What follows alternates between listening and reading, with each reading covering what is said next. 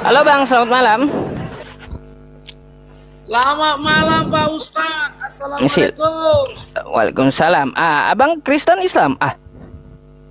Udah lupa sama saya ya. Itu hari kita juga berdebat, dikeluarkan saya. Lupa. Banyak yang saudara kenal kan. Kalau saya kan langsung kenal aja Pak Ustadz Yusuf Kebanyakan Bang, masalahnya kebanyakan gitu yang diskusi sama saya udah mungkin 1000 lebih manusianya. Apa nih? Mungkin ada yang mau kita diskusikan nih, menarik nih. Abangnya, Pak Reger jangan di mute ya, biarkan abangnya karena sesuai syarat gitu. Silakan. Ini memang betul ini. Yesus ini menikah, Yesus ini sekolah, Yesus ini juga punya cucu. Betul itu. Menurut ukuran Pak Yusuf. Bukan menurut saya. Tapi menurut kitab Anda dan menurut pendeta itu. Kitab kami ada. Betul. Nggak percaya dia. Baik, kalau gitu saya jelaskan dulu ya tentang masalah Yesus menikah. Itu diambil dari penelitian Kristen sendiri di buku Makam Keluarga Yesus. Yesus itu berpoligami dan mempunyai 3 anak. Di dalam buku ini mereka berdasarkan penelitian juga ayat-ayat Alkitab Anda. Kan kayak gitu. Gitu Bang, untuk masalah Yesus menikah. Itu kata siapa? Kata Kristen sendiri di dalam buku ini ya. Sesuai dengan ayat Alkitab katanya. Abang beli aja bukunya. Terus terkait masalah Yesus sekolah, itu menurut ukuran pendeta, bukan menurut ukuran saya. Nah, Abang, sebentar ya. Saya akan tampilkan lagi kepada Abang ya tentang masalah bahwa Yesus itu sekolah menurut pendeta. Ini videonya, Bang. Pertama adalah dia bersekolah. Yesus sangat besar kemungkinan dia sekolah, dan itu saya bisa buktikan dengan lebih jauh lagi dalam buku The Lost Years of Jesus Christ itu. Nah, selain dia bersekolah, juga dia membantu orang tuanya. Kisah Yesus 13 tahun sampai 29 tahun itu kita cari pun kemana-mana lostnya, tidak ada informasi lain ya. Sehingga Pak Esra Soru berpendapat. Bentar bang. Hanya bilang iya aja kok. Bentar. Dah. Hanya bilang iya aja kok.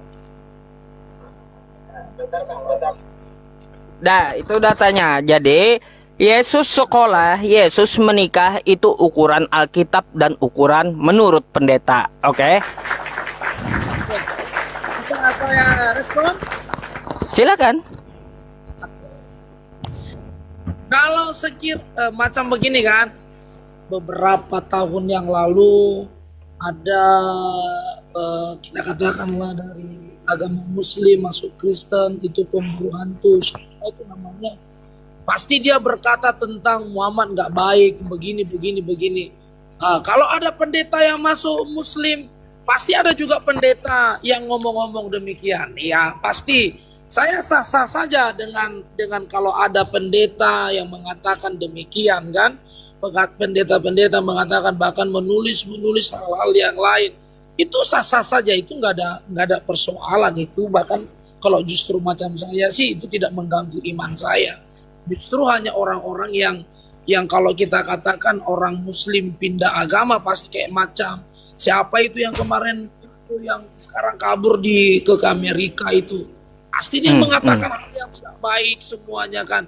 Itu kan menurut pandangan orang yang kita katakan yang memang tidak setuju dengan agama yang dia tinggalkan dan yang lain.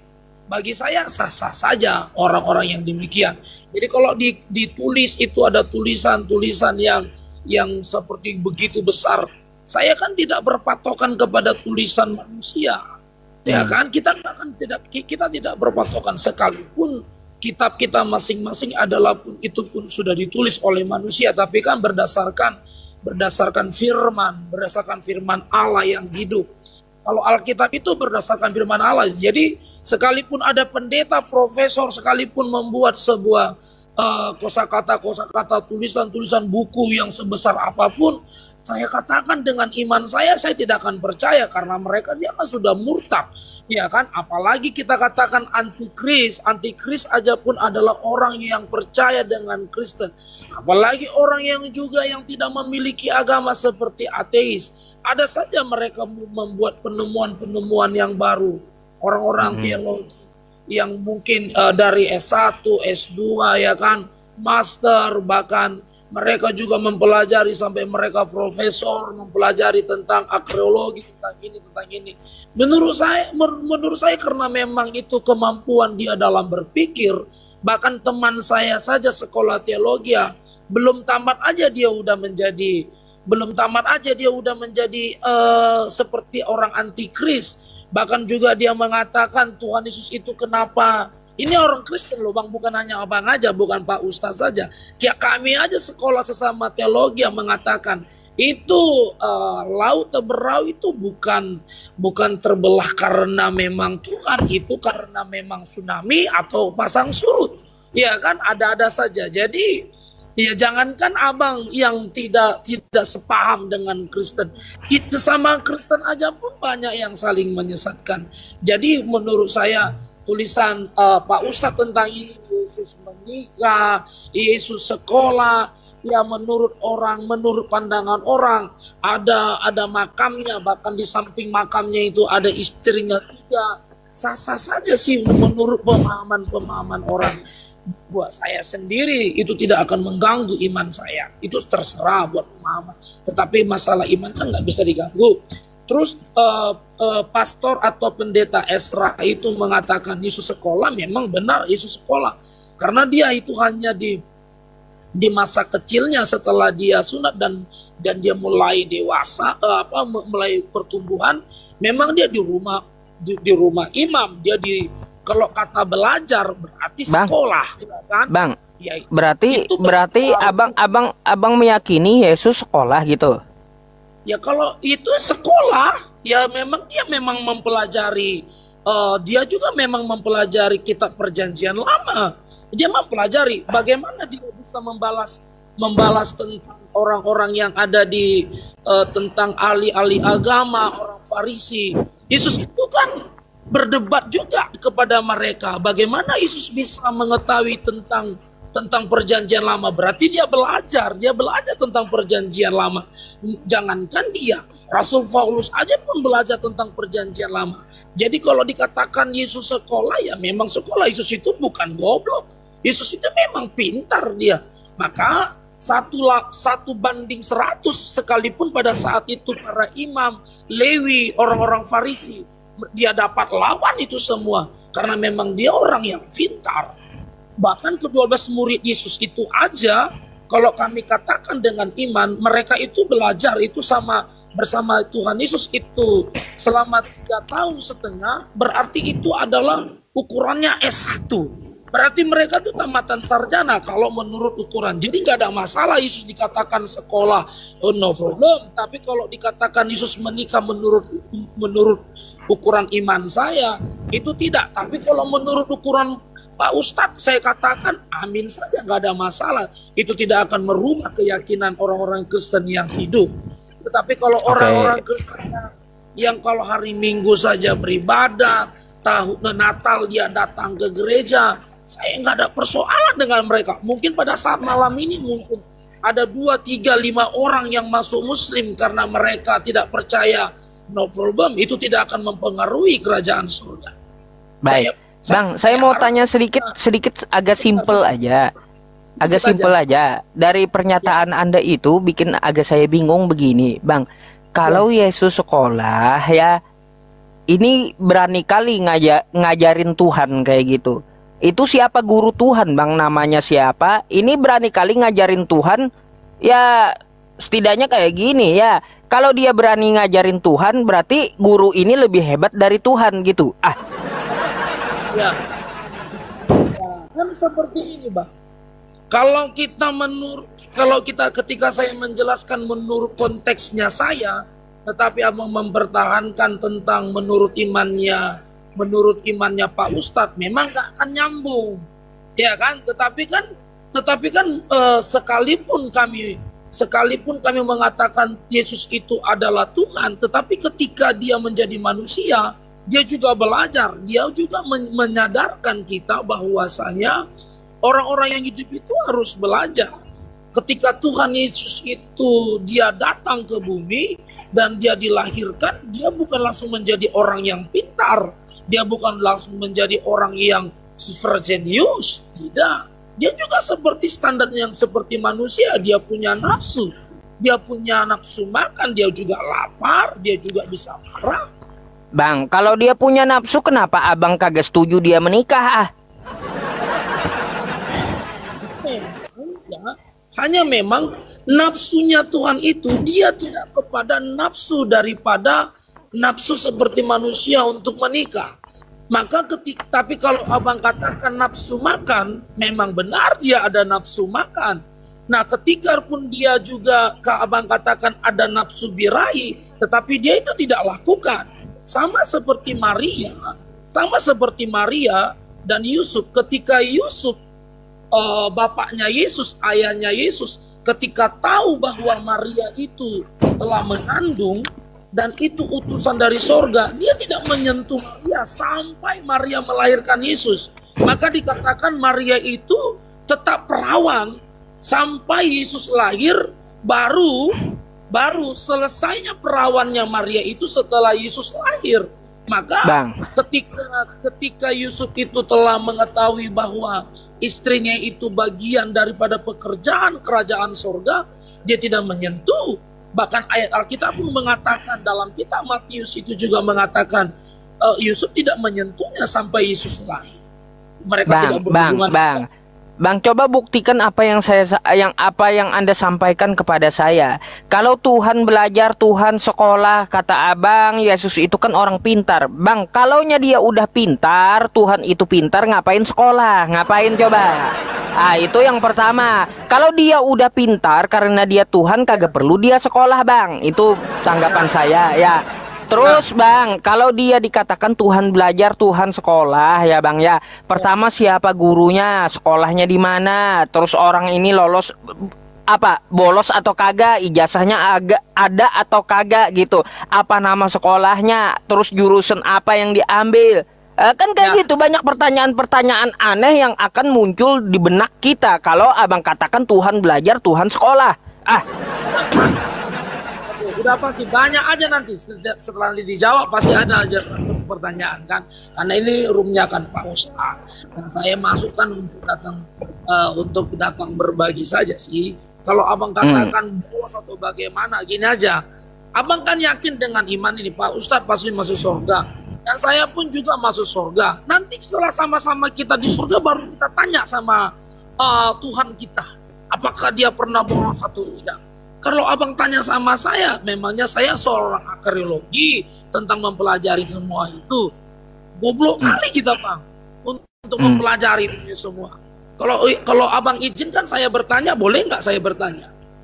Ya pasti, kalau sesuaikan aja pertanyaan yang ada di otak kita, kan kita keluarkan aja unek-uneknya, biarkan terjawab, kan kayak gitu. Kenapa dari semua nabi dan semua rasul itu tidak ada pengakuan setiap orang masuk Muslim, ya kan? Setiap orang mengakui bahwa Muhammad adalah. Kenapa nabi-nabi yang lain itu tidak diungkapkan dalam sebuah untuk dalam doa dan yang lain? Kenapa hanya Muhammad saja? Kenapa nabi-nabi rasul yang lain itu tidak terungkap, tapi nabi yang terakhir itu yang paling menonjol? Bahkan untuk ada orang Kristen ataupun orang yang lain masuk agama Muslim harus mengaku bahwasanya Muhammad adalah rasul, adalah utusan. Mengapa yang lain tidak dianggap? Baik, coba dengarkan jawaban saya ya. Saya akan jawab tentang masalah itu. Jadi bang, bukan cuma Nabi Muhammad saja yang menonjol. Kalau di Al-Quran kami itu di dalam Quran surah Al-Baqarah, la nufarriqu baina ahadim min rusulih. Kami tidak membedakan seluruh para nabi dan rasul. Kami tidak membedakan gitu. Tetapi melihat abang pertanyaannya, oh kok Nabi Muhammad aja yang menonjol? Enggak bang, di dalam sholat kami itu Nabi Ibrahim juga disebut gitu, diberkati. Terus Nabi Muhammad juga disebut gitu. Nah, berkaitan tentang nabi-nabi yang lain itu dimuliakan semuanya di dalam Al-Quran. Ya, contoh Nabi Isa, ibunya dimuliakan, terus kakeknya dimuliakan, termasuk Nabi Isanya. Terus kenapa kita menyebut memuliakan Nabi Ibrahim? Karena Nabi Ibrahim itu adalah bapaknya para nabi. Kan kayak gitu. Maka ketika kita menghormati bapaknya, kita menghormati zuriyahnya para nabi sampai Nabi Adam. Dan menghormati dari nabi-nabi anaknya dari nabi tadi, anak Nabi Ibrahim tadi yang menurunkan para nabi pula, itu kita hormati semuanya. Terus kenapa Nabi Muhammad? Karena Nabi Muhammad itu penutup para nabi. Sehingga kalau kita menghormati Nabi Muhammad, bersolawat kepada Nabi Muhammad, artinya kita telah menghormati seluruh para nabi sebelumnya. Gitu bang. Seperti kami nih ya bang.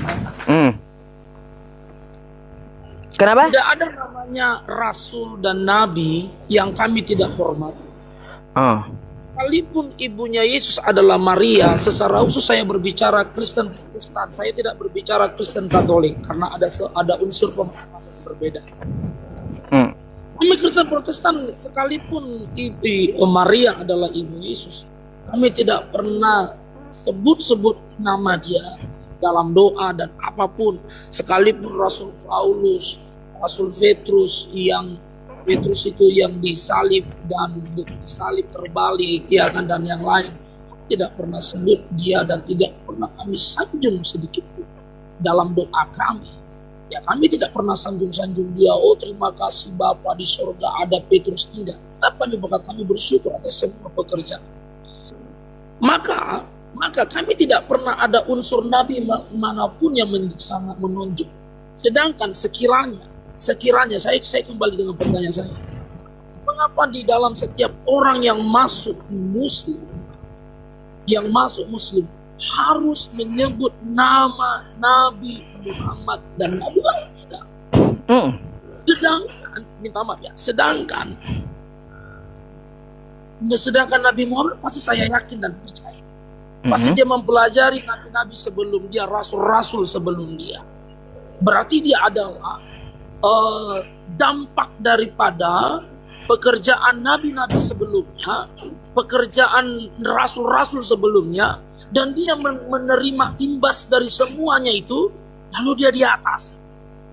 Yang ini, sekalipun tadi Pak Ustadz mengatakan tetap memuliakan yang lain, tetapi mengapa yang satu ini paling menonjol dan selalu paling menonjol, dan tidak saya temukan itu di dalam doa-doa yang lain? Saya hanya pasti Muhammad, sedikit Muhammad. Saya minta maaf kepada rekan-rekan sahabat saya dari agama Muslim. Saya tetap menghormati. Oke, gini bang, untuk masalah pertanyaan Anda itu kenapa Nabi Muhammad dalam syahadat, karena ada dalilnya. Quran surah Al-Fat ayat 29, Muhammadur Rasulullah, ya. Terus Quran surah Ali Imran ayat 144, ya. Wa ma Muhammadun illa rasul qad khalat min qablihi rusul. Kenapa mengucap dua kalimat syahadat itu ke Nabi Muhammad SAW? Karena dia diutus untuk seluruh alam global dan penutup para nabi, dia khotaman nabiyyin di dalam Quran surah Al-Ahzab. Maka ketika kita memuliakan Nabi Muhammad, kita memuliakan seluruh nabi. Apalagi di dalam sholat kami itu bang, contoh di tahiyat terakhir tuh ya, asyhadu an la ilaha illallah wa asyhadu anna Muhammadar Rasulullah. Allahumma sholli ala sayyidina Muhammad wa ala ali sayyidina Muhammad kama barakta ala sayyidina Ibrahim. Ibrahim ini kena juga gitu. Ya.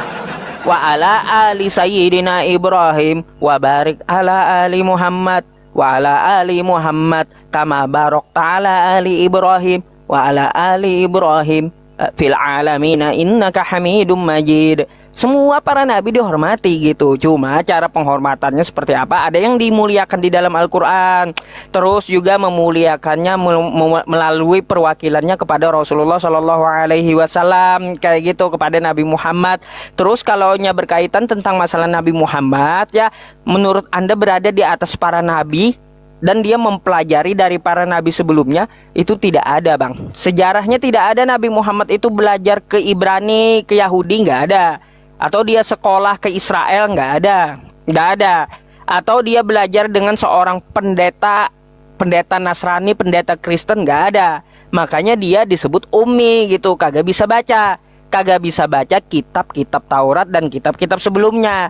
Jadi yang dia sampaikan itu murni dari ajaran yang telah diwahyukan kepada dia, dan ajaran ini telah diajarkan kepada para nabi sebelumnya. Jadi Nabi Muhammad itu atas atau dasarnya itu pewahyuan, bukan dia belajar dengan para nabi atau belajar dengan para Yahudi atau belajar dengan para pendeta, bukan. Ya gitu.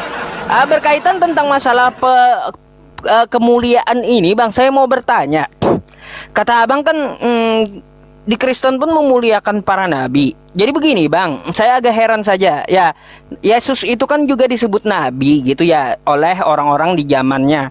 Ketika Yesus itu ditangkap tentara Romawi, dia diludahi. Terus dia dibilang mati terkutuk. Di mana kita hormatnya dengan Yesus tersebut gitu? Kalau kita bilang dia mati terkutuk, mati diludahi, mati ditombak. Terus juga di kitab Anda. Di kitab Anda Abraham disebut mengambil budak, yang mana hukumnya mengambil budak itu disebut berzina. Abraham dituduh berzina di kitab Anda. Terus David. Bentar, saya keluarkan unek-unek, saya akan saya pertanyakan kepada Anda, mungkin Anda bisa jelaskan kepada saya gitu seluruhnya. Jadi untuk David atau Nabi Daud gitu ya. Nabi Daud dikatakan mengambil istri orang di kitab Anda. Nabi Lot dikatakan meniduri 2 anaknya. Ini di mana penghormatannya atas para nabi, coba? Coba jelaskan sama saya kayak gitu. Gini ya, Pak Ustadz. Pak Ustadz tadi pertama ya. Tadi Pak Ustadz bicara tentang agamanya Pak Ustadz. Bagaimana saya juga menghormati Pak Ustadz bilang tadi Muhammad pun tidak baik tulisan dari kitab Ibrani kan. Saya katakan welcome saja. Itu kan Alkitabnya Pak Ustadz dan pemahaman orang Muslim. Ya saya katakan saya tidak harus batalkan itu. Saya harus menerima sesuai dengan pemahamannya Pak Ustadz, orang-orang agama Muslim itu no problem, gak ada persoalan itu, ya kan? Nah tentang kalau masalah tentang di perjanjian lama Pak Ustadz, ya kan? Jadi kan Adam dan Hawa dulu itu kan masih hanya berdua saja. Jadi hukum dahulu itu masih diizinkan boleh menikah sesama anak, tetapi tidak boleh menikahi mama atau bapak, tidak boleh meniduri anaknya, keturunannya. Tetapi adik kakak, abang adik itu kan masih diizinkan dalam konteks perjanjian lama. Itu kan gak ada persoalan untuk melanjutkan sebuah keturunan. Cumanya kan ada aturannya.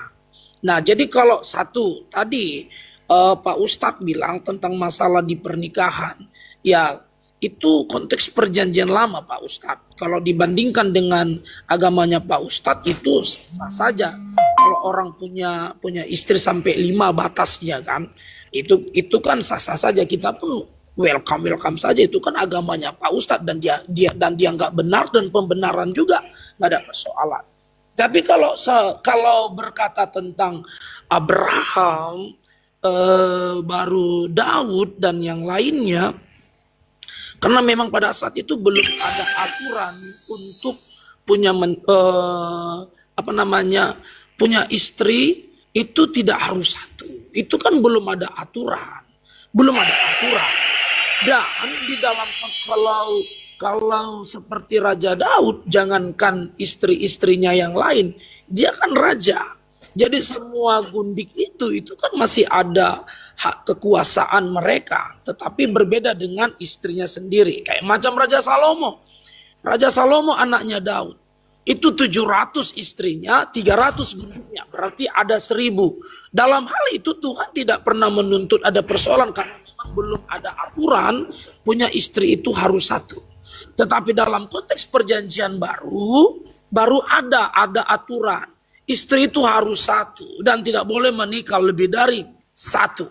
Makanya bagi kami setiap orang yang menikah, meskipun cerai dan itu diizinkan sama pemerintah, konteks kami itu tetap mengatakan itu adalah perzinahan. Jadi kalau kembali dalam perjanjian lama, ya memang itu konteksnya belum ada aturan, Bang. Itu belum ada aturan yang kuat. Tidak ada aturan yang kuat di sana. Sekalipun ada perkataan daripada Musa tentang mereka minta surat cerai, Musa mengizinkan karena kedegilan hati mereka. Tapi kan begini, kalau yang namanya raja, penguasa, seperti Abraham, dia kan penguasa. Sekalipun ada izin Tuhan, sekalipun Tuhan tidak marah kepada Abraham, dia mengambil Hagar. Tapi mengambil Hagar itu bukan menjadikan istri untuk melanjutkan keturunan. Ya, itu melanjutkan. Ya, itu melanjutkan keturunan. Tapi kan tetap juga tidak dipertahankan sama Abraham. Hagar itu kan tidak dipertahankan, dia dibuang, tapi Tuhan tetap memelihara, kan begitu tidak? Dan Tuhan tidak marah di sana, Tuhan tidak marah. Itu peraturan itu dalam kami adalah perjanjian baru, istri hanya 1, dan kalau sudah meninggal baru boleh menikah lagi. Baik. Oke, lanjut. Saya mau tanggapi. Kata Anda itu aturan dulu. Di perjanjian baru ada aturan. Baik, di perjanjian baru itu tokoh yang paling disoroti, yang utama adalah Yesus.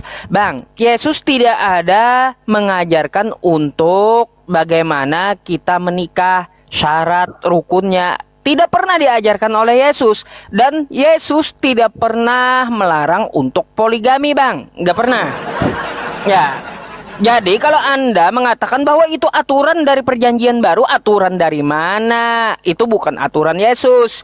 Karena Yesus tidak pernah melarang poligami, Yesus tidak pernah mengajarkan bagaimana rukun nikah, Yesus tidak pernah mengajarkan bagaimana syarat nikah. Nah, ini celakanya seperti ini, Bang. Kalau tidak diajarkan rukun nikah, syarat nikah, ya nanti kita juga bisa menikah sejenis. Bisa juga kita nikah dengan orang gila. Bisa pula nikah dengan binatang jadinya. Nah, ini yang jadi masalah. Jadi aturan di perjanjian baru itu tidak diajarkan oleh Yesus, karena Yesus tidak pernah melarang poligami. Nah, datangnya Islam itu malah membatasi poligami. Seorang laki-laki boleh hanya 4 saja. Kagak boleh seperti para nabi terdahulu sampai ribuan. Kayak gitu, Bang. Mana coba tunjukkan sama saya larangan Yesus dalam berpoligami. Kata Yesus tidak boleh seorang laki-laki berpoligami. Nggak pernah saya temukan, Bang. Silakan. Memang Yesus tidak pernah mengajarkan yang demikian. Apa yang Pak Ustadz bilang itu memang harus dibenarkan. Dan saya tidak pun nggak mungkin saya harus mengada-adakan, ya kan? Itu memang benar. Tetapi kami juga mengimani bahwa setelah Yesus mati, bangkit dari antara orang mati dan naik ke surga, ada namanya hari Pentakosta. Pentakosta itu adalah di zaman kisah para rasul, di mana Roh Kudus dicurahkan. Kami mengimani roh yang dicurahkan daripada Tuhan ini adalah rohnya sendiri. Maka rohnya itu yang memberikan hikmat dan kuasa kepada rasul-rasul yang ada terdahulu itu meneruskan perintah daripada pengajaran itu. Ya kan, meneruskan daripada perintah pengajaran itu yang dikomandoi oleh Roh Kudus. Kedatangan Yesus, dia menceritakan, kedatangan Yesus, dia membawa jalan keselamatan. Sampai di sana aja Bang tentang keselamatan. Namun dia terus meneruskan perpanjangan lidah dan pelayanan itu dia berkati dan dia izinkan, yaitu rasul-rasulnya ke-12 murid Yesus, dan rasul terakhir yang Tuhan berkati adalah Saulus yang berubah menjadi Paulus. Dan ajaran-ajaran yang mereka buat itu, yang mereka sampaikan itu adalah ajaran yang benar. Amin dan amin. Gak bisa dibatalkan lagi Bang. Jadi memang benar, saya kembali lagi mengatakan, sudah pasti dari menurut ukuran Abang, apapun ceritanya, kalau Abang masih tetap menolak, ya kan pasti tetap menolak. Tapi kalau Abang tadi katakan tentang Nabi Muhammad, tentang tulisan-tulisannya, kenapa saya harus membatalkan tulisan Nabi Muhammad yang begitu baik dan bagus itu? Hanya menjadi persoalan kan, yang hanya menjadi persoalan kan selalu membanding-bandingkan. Hanya seperti yang saya lihat, bagaimana Abang berusaha untuk membuat orang untuk menerima agama Muslim kan. Nah begitu. Sedangkan kami sudah mengakui di dalamnya itu Yesus kami sebut Nabi, Yesus kami sebut Tuhan itu. Nah justru di dalam kitab Abang ada gitu. Justru kekayaan Alkitab kami itu ada di dalam Al-Quran Abang. Kitab Taurat ada, Zabur ada, Injil ada, tentang nabi-nabi ada, tentang Yesus ada, Maria ada. Meskipun sedikit ada pelencengan-pelencengan, justru kekayaan Alkitab kami itu ada di Al-Quran Abang. Kami sangat senang loh, sangat senang. Justru yang saya lihat itu Pak Ustadz ini lebih banyak mempelajari Alkitab. Kayaknya nggak puas itu mempelajari Al-Quran. Justru Abang, ketika Abang mempelajari Alkitab ini kan, Pak Ustadz memutar-mutar balikan, ya kan? Memutar-mutar balikan. Kami nggak perlu baca Al-Quran. Karena apa? Di dalam Al-Quran itu lebih sempurnanya di dalam sini. Karena sumbernya dari sini. Ini Alkitab. Baik. Jadi begini Bang, tentang apa yang Abang sampaikan sama saya ya, karena ada tertulis kayak gini ya di Al-Quran kami itu, di dalam Quran surah Ali Imran ayat 78 tuh, wa inna minhum lafariqan yalwuna alsinatahum bil kitab litahsabuhu minal kitab wa ma huwa minal kitab. Ya, di situ dikatakan nanti akan ada orang yang memutar lidah mereka dan agar kamu menyangka bahwa yang mereka baca itu adalah firman dari Allah. Wa ma huwa minal kitab, sebenarnya bukan firman Allah. Jadi kita mengakui apa yang diajarkan oleh Yesus itu adalah ajaran mentauhidkan Tuhan semesta alam. Itu kami sepakat. Karena memang dia berseru, hai Bani Israel, Tuhan Allah kita, Tuhan itu Esa. Dan ajaran di Al-Quran juga seperti itu. Tapi tiba-tiba di luar pengajaran Yesus ada yang mengatakan Tuhan 3 dalam 1. Nah ini yang perlu kita koreksi ya, karena tidak sesuai dengan ajaran Yesus gitu. Tidak sesuai dengan ajaran Yesus, itu yang kita kritisi gitu Bang. Ya, bukan berarti kita harus memaksakan aku mempelajari kitab kamu agar kamu dapat masuk agama Islam dan memaksakan kamu agar menerima agama Islam. Itu dilarang dalam agama Islam Bang. Karena apa? Ada ayatnya, la ikraha fiddin. Tidak ada paksaan dalam agama Islam. Jadi kita hanya menegakkan satu kalimat, yaitu menyembah Tuhan yang satu, Tuhan yang Esa, Tuhannya para nabi. Dan sesuai dengan prakteknya para nabi terdahulu gitu, itu yang diterapkan oleh Al-Quran. Dan Al-Quran memverifikasi bahwa ajaran yang tidak sesuai dengan ajaran para nabi, contoh seperti laqad kafarol ladzina qalu innallaha salisu salasah. Sungguh telah kafirlah orang yang mengatakan Allah 3 dalam 1. Ini ajaran siapa? Allah 3 dalam 1. Adakah Yesus mengajarkan? Nggak bakalan ada Bang. Jadi hal-hal yang seperti itu yang kita luruskan, bukan untuk memaksakan. Bukan. Silakan Anda tanggapi gitu. Jadi Bang, di dalam kami ini lebih kaya dia lagi adalah ketika dia mengakui dan mengalaminya sendiri dari kuasa Roh Kudus. Begini Bang ya, aku kalau semakin aku kan orang Kristen, dan kekristenanku itu kan saya imani karena orang tua saya adalah orang Kristen. Namun setelah saya besar, saya juga menyelidiki agama saya. Bagaimana sih kebenaran agama saya? Rupanya saya seperti ini, semakin saya mendalami. Kalau agama itu dapat diteliti, tentang kepribadian Tuhan itu dapat diteliti dan dapat dijangkau oleh pikiran manusia, saya katakan Tuhan itu terbatas oleh saya. Karena sampai saat ini, oleh pikiran saya tidak dapat menjangkaunya tentang konteks keselamatan, satu tapi tiga atau tiga tapi satu. Konteks itu memang sampai saat ini, sekalipun saya mengimani, sekalipun dia seorang pendeta mulai dari sejak lahirnya sampai dia mempelajari teologi sampai ke profesor, saya katakan dia tidak akan bisa mempelajari tentang ilmunya Tuhan karena Tuhan itu tidak dapat terjangkau oleh pikiran manusia. Maka kekayaan kebenaran firman Tuhan ketika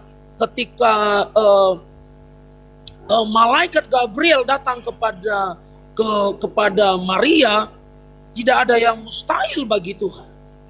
Jadi kata tidak ada yang mustahil bagi Tuhan, maka dia berbicara tentang pikiran sorga, bukan pikiran dunia. Jadi ketika pikiran sorga, ketika bahasa sorga sampai ke dalam dunia, maka sampai hari ini setiap tahun ketika orang Kristen mau Natal, itu menjadi persoalan. Karena apa? Pikiran surga lo datang ke dalam bumi. Pikiran surga itu, bagaimana sih Tuhan bisa disembah? Bagaimana Tuhan telanjang itu? Bagaimana Tuhan itu bisa kawin, bisa ini? Itu kan pikiran. Ketika pikiran dunia mau sampai ke pikiran surga, gak akan nyambung Bang. Gak akan nyambung. Benar-benar gak akan nyambung. Maka kata firman Tuhan, malaikat Gabriel, gak ada yang mustahil bagi Tuhan.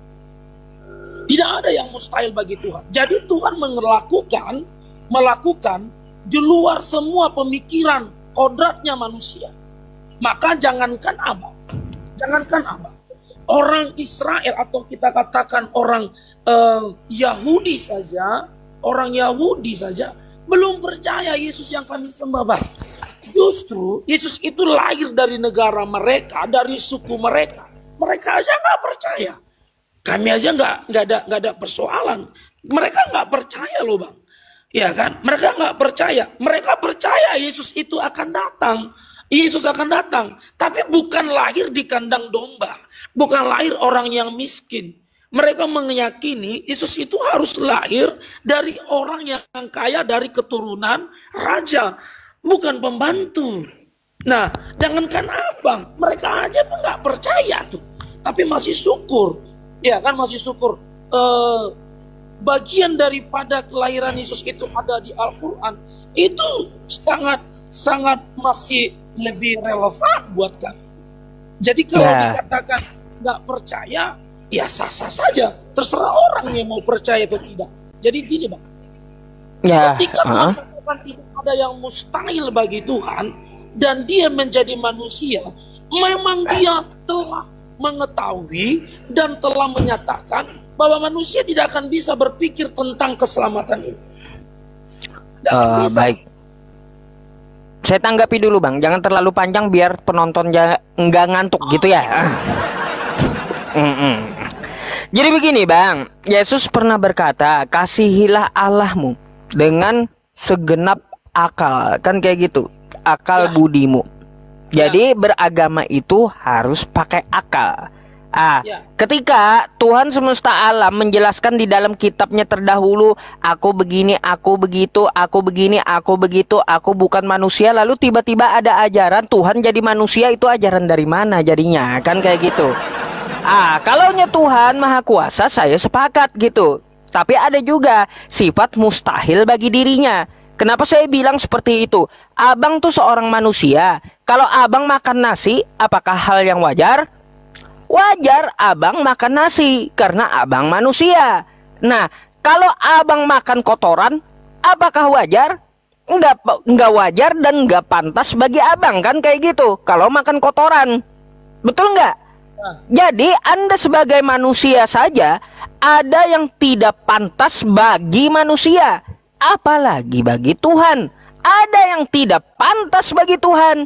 Tidak pantas dia melemah, tidak pantas dia turun ke muka bumi, menjelma jadi manusia sehingga lemah terikat ruang dan waktu, Bang. Nggak pantas bagi Tuhan kayak gitu. Sudah dibilang dia bukan manusia dulu itu. Ya, berkaitan tentang masalah Yesus yang tidak dipercayai Yahudi, itu pun diverifikasi oleh Al-Quran. Makanya Yesus itu bilang dia meneruskan ajaran dari para nabi, yaitu ajaran Taurat. Dan itu dikonfirmasi di dalam Al-Quran gitu. Makanya hukum Taurat pun kami pelihara dalam Al-Quran. Ada semua 10 hukum Taurat itu dalam Al-Quran. Di surah yang berbeda, terus di ayat yang berbeda. Di mana aja? Contoh, jangan membunuh. Kan kayak gitu. Itu ada di dalam Quran, surah Al-Maidah ayat 32. Man qatala nafsan bi ghairi nafsin aw fasadin fil ardi faka'annama qatalan nasa jami'a. Barang siapa membunuh satu manusia, maka dia akan, dosanya itu seakan-akan membunuh seluruh manusia di muka bumi. Nah tuh, jangan ada Allah lain di hadapanmu. Quran surah An-Nisa ayat 48. Innallaha la yaghfiru ayyushraka bihi wa yaghfiru ma duna dzalika liman yasha. Jangan ada Allah lain di hadapan kamu. Jangan kamu sampai musyrik. Jangan berzina. Al-Isra ayat 32. Wala taqrabuz zina. Jangan kamu mendekati zina. Terus apa lagi? Jangan menyebut nama Allah sembarangan. Quran surah Al-A'raf. Walillahil asmaul husna. Bagi Allah adalah nama yang terbaik. Tidak boleh sembarangan menyebutnya. Apalagi hukum-hukum yang ada di hukum Taurat itu. Jangan mencuri.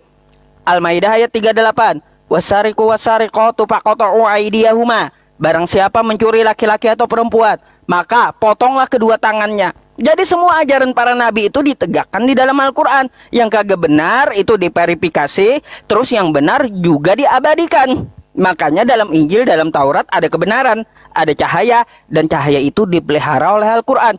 Nah, kalau Yesus membawakan ajaran, hai Bani Israel, Tuhan kita Allah, Tuhan itu Esa. Terus kata Yesus, sembahlah Allah, hanya kepada Dia saja engkau berbakti. Lalu tiba-tiba ada yang nyembah Yesusnya.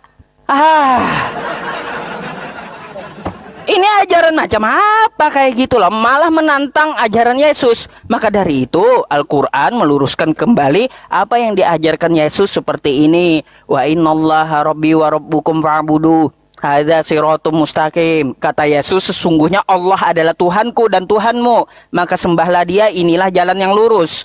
Kayak gitu, Bang. Bahasa abang verifikasi, berarti memang benar bahwasanya ayat itu diambil dari Alkitab ya. Tulisan-tulisan itu diambil dari Alkitab dan diverifikasi, dirubah.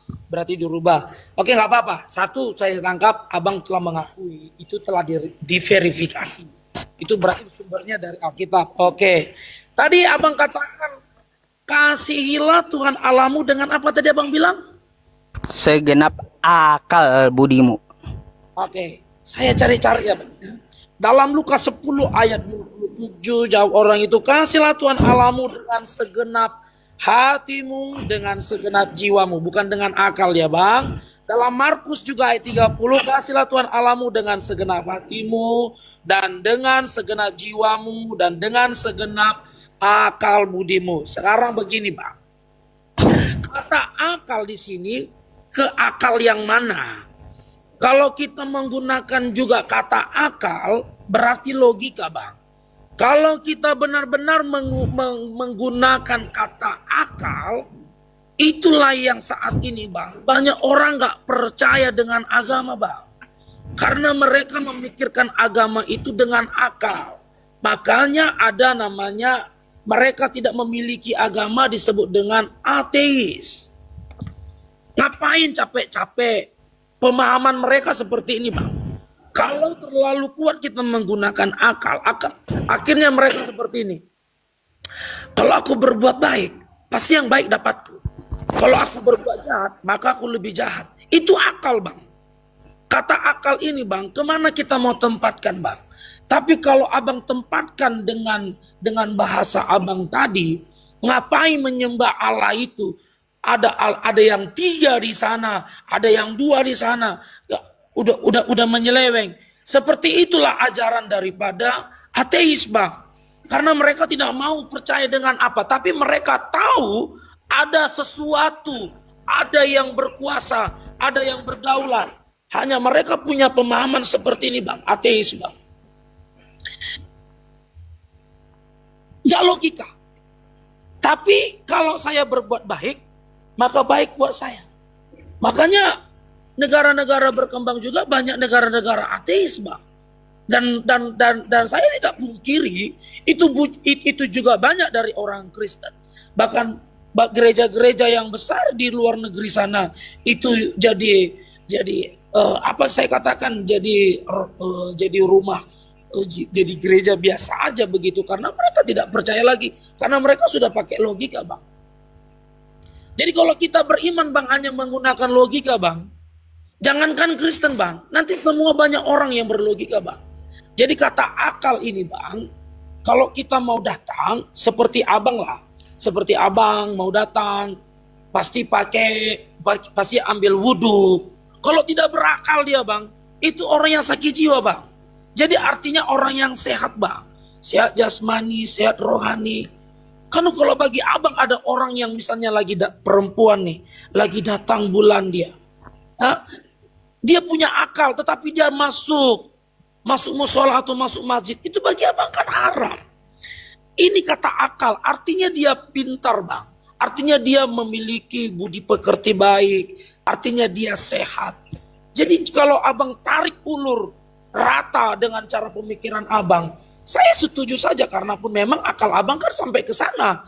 Kalau saya berakal itu, saya katakan wanita yang lagi datang bulan, mau jangankan apa, pegang Al-Quran saja mungkin dia nggak bisa, pegang alat untuk mau sholat aja nggak bisa. Itu kan berakal, Bang.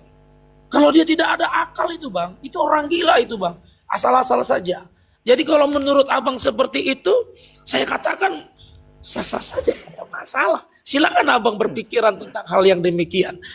Yang artinya iman saya tidak berkurang, saya tidak berdosa, dan hubungan kita, keakraban kita, meskipun kita berbeda agama dalam satu tujuan Tuhan yang sama yang kita yakini. Hanya mungkin karena saya tidak bisa terima Muhammad abang, dan abang tidak bisa terima kalau Yesus itu adalah Tuhan, no problem. Tapi ada perkataan Allah yang sama, Tuhan yang sama, yang menciptakan. Hanya karena perbedaan sedikit ini saja, ngapain kita bingung-bingung? Kayak apa?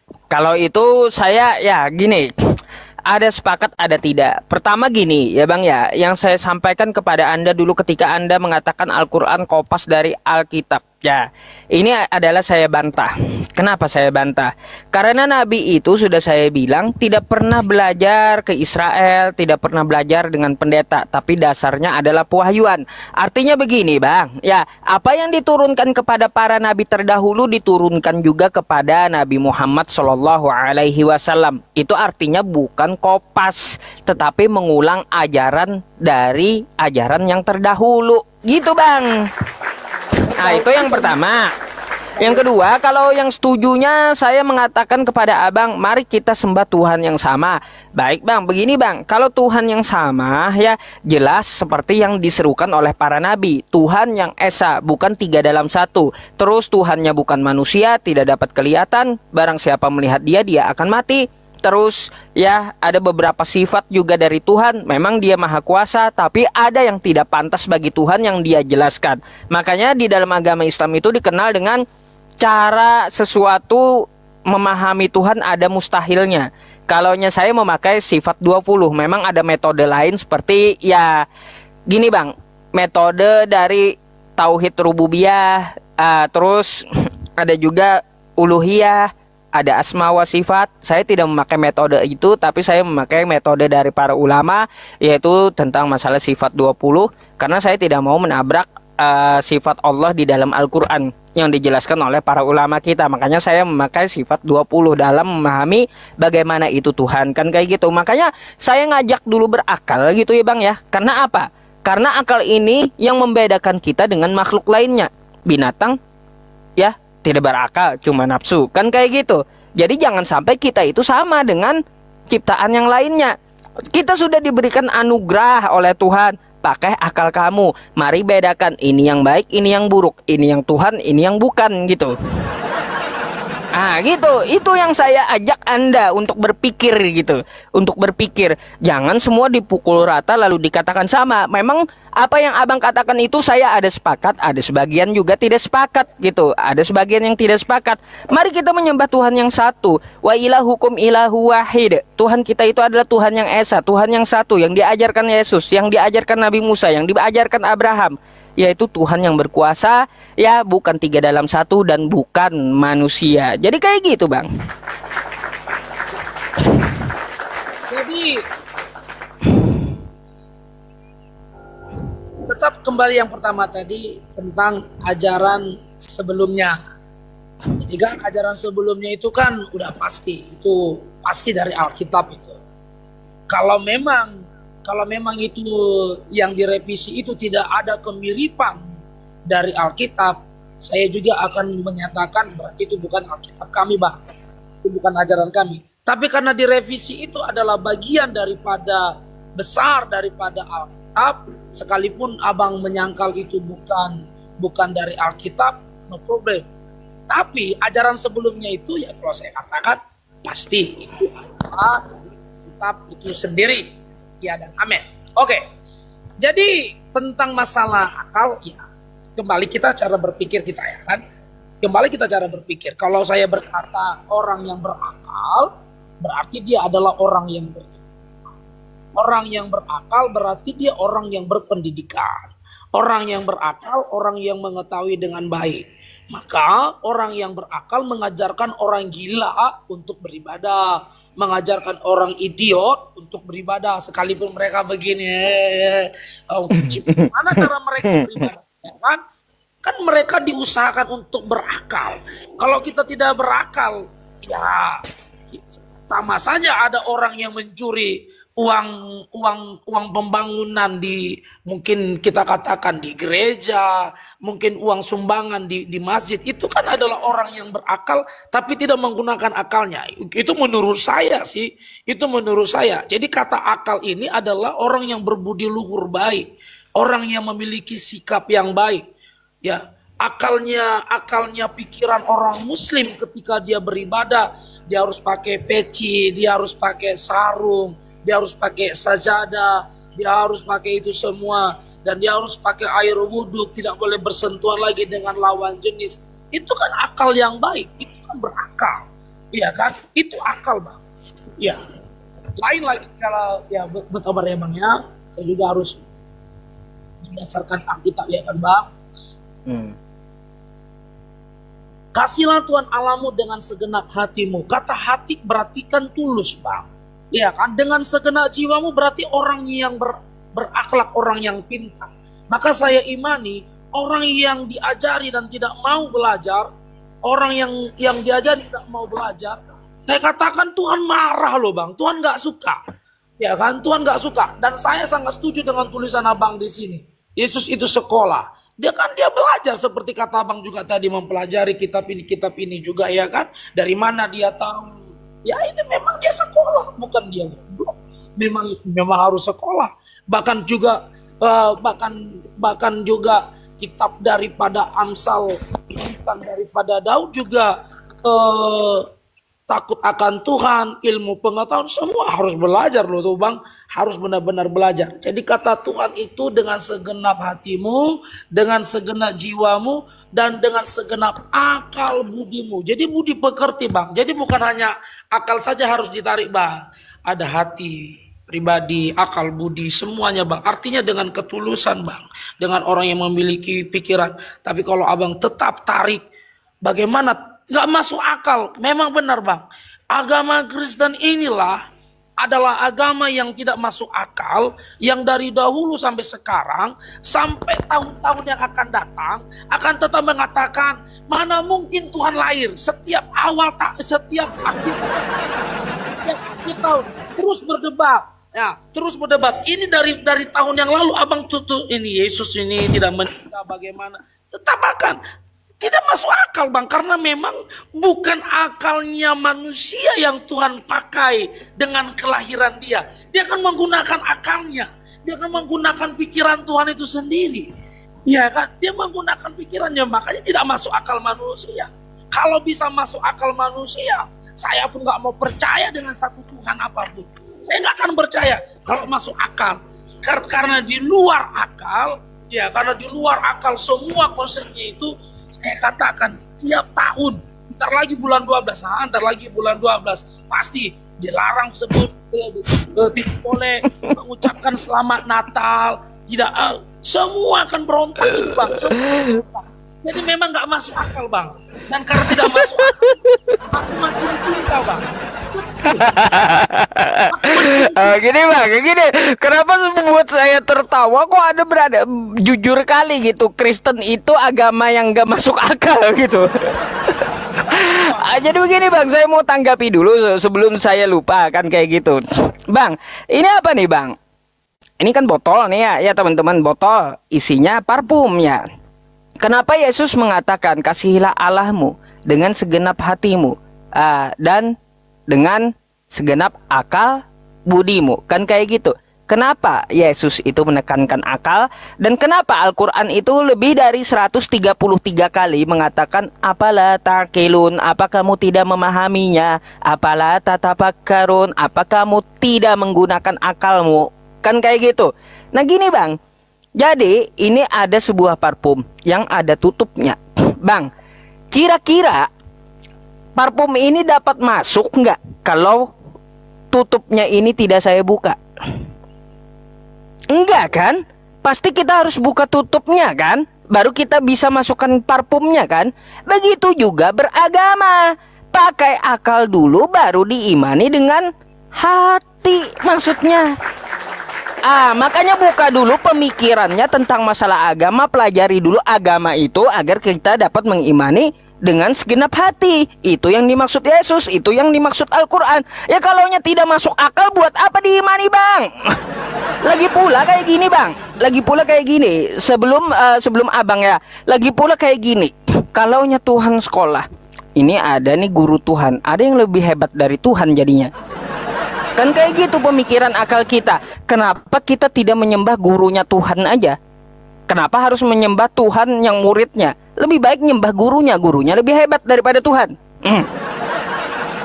Pakai akal kita gitu loh. Nggak mungkin Tuhan itu belajar, nggak mungkin Tuhan itu sekolah gitu loh. Di mana kita meletakkan akal gitu? Kalau Tuhan sampai sekolah, kok bodoh awalnya?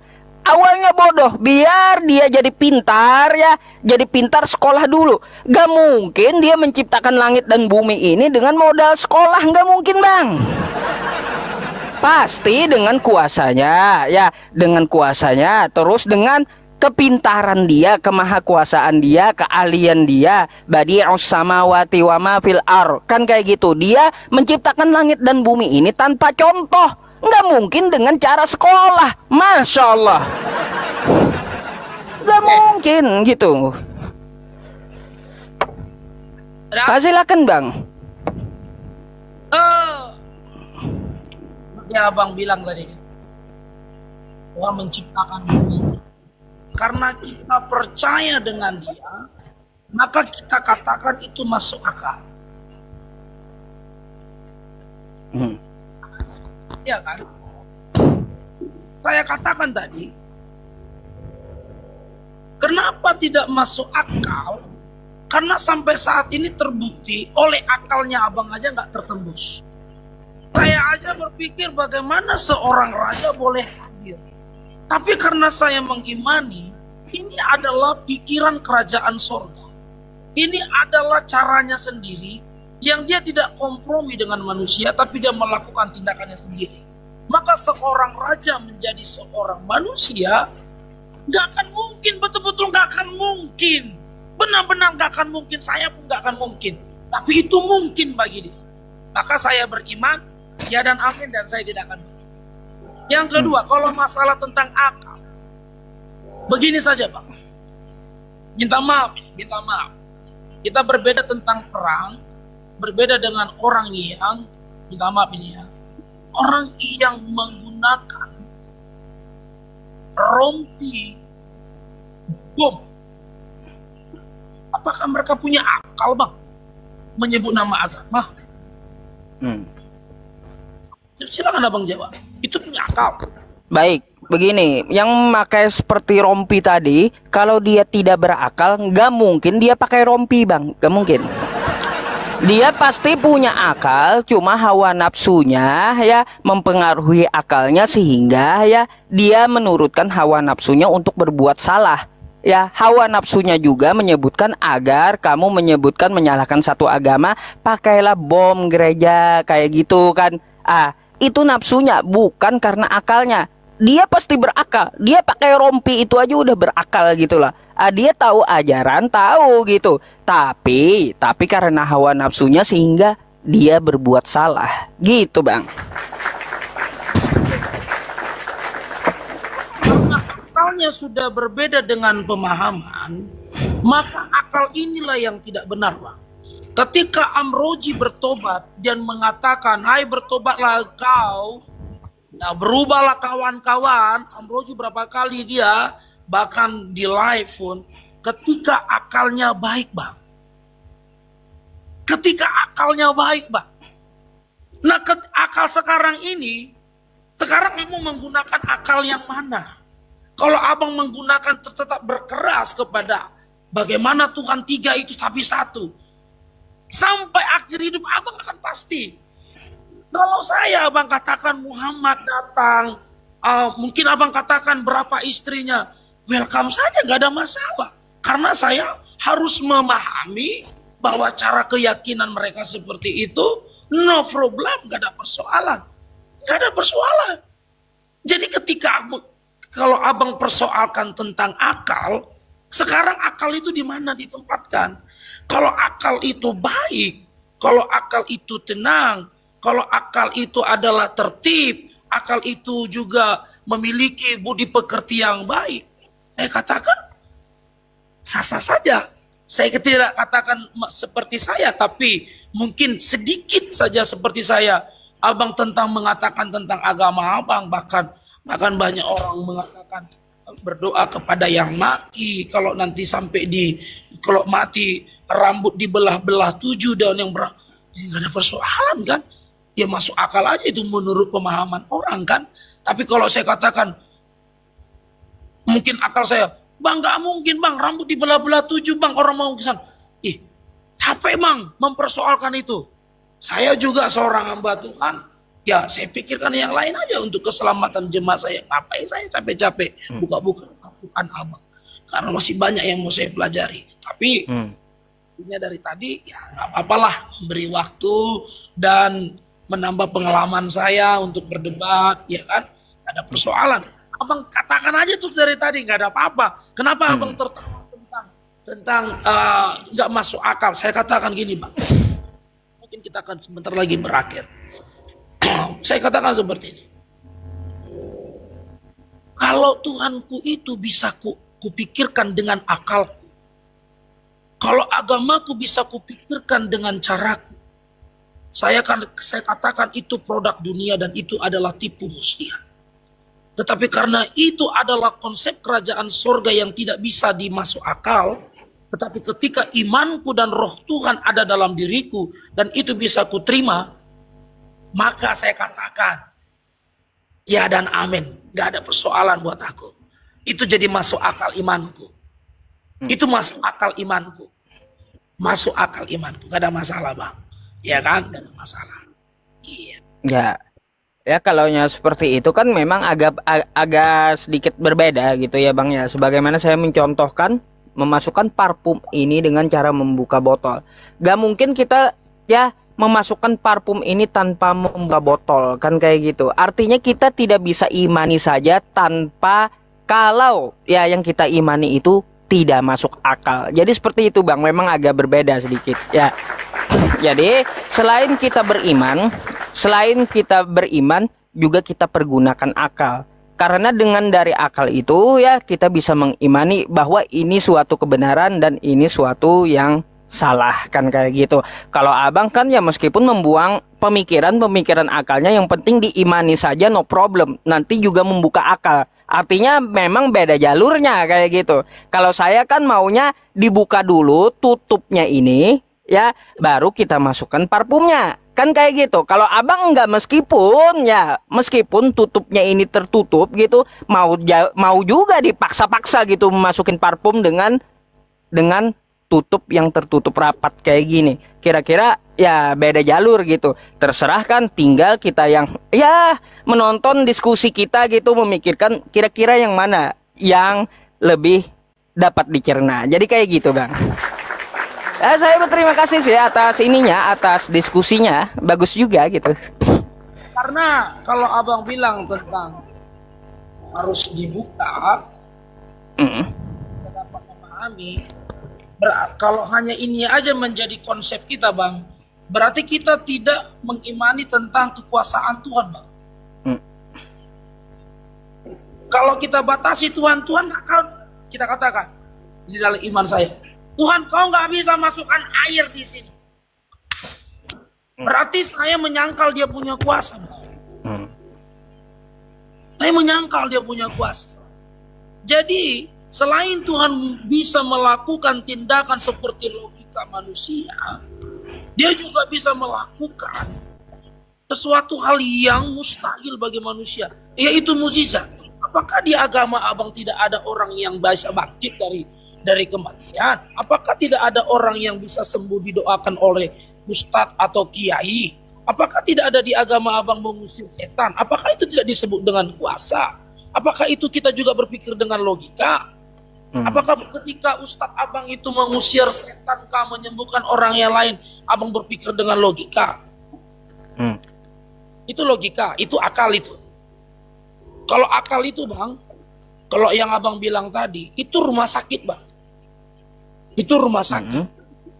Tapi apapun ceritanya, setiap orang yang masuk rumah sakit akan berkatakan, berdoalah dengan Tuhan yang Maha Kuasa, yang memiliki mukjizat. Kata mukjizat ini Bang, itu di luar pemikiran manusia Bang. Apakah abang tidak menyadari dan tidak menerima bahwa di tengah-tengah orang yang beragama ada mukjizat? Kalau abang katakan ini akal Bang, memang benar Bang. Ini memang benar. Maka saya kalau hanya berakal Bang, kita nggak perlu lagi sembah Tuhan yang penuh mukjizat Bang. Asal sakit pasti pergi aja. Ketika dokter bilang berdoa sama Tuhan, ngapain saya berdoa sama Tuhan? Saya kan datang sama dokter. Saya ada punya uang, sembuhkan anak saya. Itu akal Bang. Tapi ketika dokter, saya hanya perpanjangan tangan Tuhan untuk menyembuhkan anak ibu. Itu dia menyerahkan hidupnya kepada Tuhan, supaya dia dipakai Tuhan untuk menyembuhkan anaknya dengan melalui operasi atau melalui obat-obatan. Jadi kalau abang bicara tentang seperti itu, maaf Bang, berarti abang menyangkal Tuhan punya kuasa. Udah, saya tanggapi dulu ya Bang ya tentang masalah yang kata abang. Oh, kalau kita cuma memikirkan sebatas tutup ini, artinya kita membatasi Tuhan. Anda menganggap katanya kuasa Tuhan nggak ada, kan kayak gitu. Salah Bang, kebalik.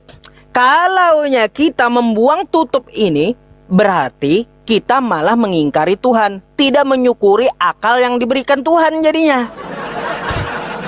Gak mungkin dong kita mengimani ya bahwa di dalam kelapa itu pasti ada air kelapa. Gak mungkin. Pasti kelapa itu kita buka dulu. Kan kayak gitu. Secara logika dan akal kita buka dulu agar kita mengetahui kelapa itu ada isinya atau tidak, ada airnya atau tidak. Maka yang kita gunakan akal. Gak mungkin dong kita langsung dapat mengetahui, oh di dalam kelapa ini ada airnya 1 liter. Gak mungkin kayak gitu Bang. Gak mungkin kayak gitu, gak mungkin. Artinya kalau kita membuang penutup ini ya, penutup ini kita tinggalkan, maka kita telah ingkar terhadap pemberian Tuhan itu sendiri, yaitu berakal. Jangan tidak bersyukur gitu. Syukuri karena ada akal itu. Ya, seseorang berakal itu seperti yang Anda analogikan tadi. Kita berakal, kalau kita sakit ya pasti ke dokter. Itulah gunanya akal. Kalau kita imani saja kita sakit lalu ke dukun, mana nyambung? Kan kayak gitu. Langsung aja kita sakit, aduh datang aja dah ke dukun. Kita imani saja dukun ini dapat menyembuhkan. Gak mungkin.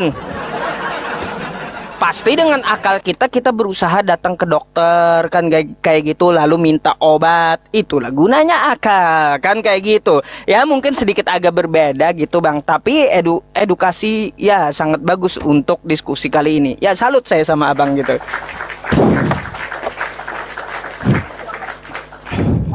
Dengan cara seperti ini kan, daripada bentakan. Oke Bang, terima kasih. Baik. Terima kasih Bang, nanti jangan segan-segan untuk naik ke tempat saya ya. Bagus diskusinya gitu. Saya izin follow Abang gitu ya. Oke Bang. Oke, thank you Bang Silvanus Simatupang ya. Tepuk tangan buat beliau ya. Oke, thank you Bang. Oke. Salam hormat, selamat istirahat Bang Simatupang ya.